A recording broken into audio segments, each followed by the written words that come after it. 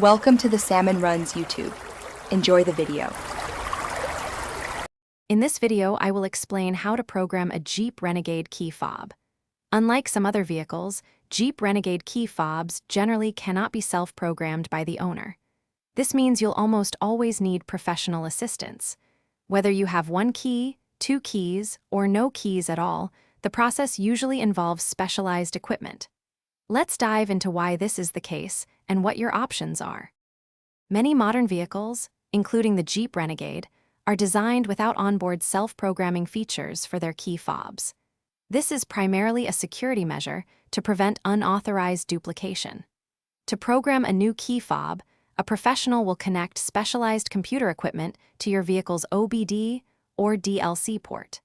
This equipment communicates directly with the car's immobilizer system to securely add the new key fob to its memory, ensuring proper function and security. When you need a Jeep Renegade key fob programmed, your primary options are an authorized Jeep dealership or a qualified automotive locksmith. Both have the specialized diagnostic tools required to perform the programming. Locksmiths often offer a more cost-effective solution than dealerships, and some can even come to your location.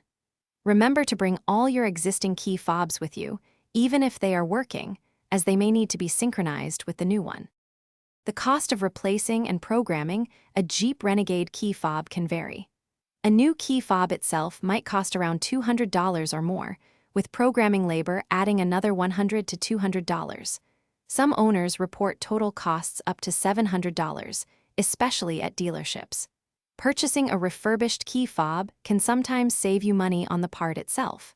For an amazing upgrade to your home, check out the Shark AI Ultra Robot Vacuum link in the description, along with other great deals.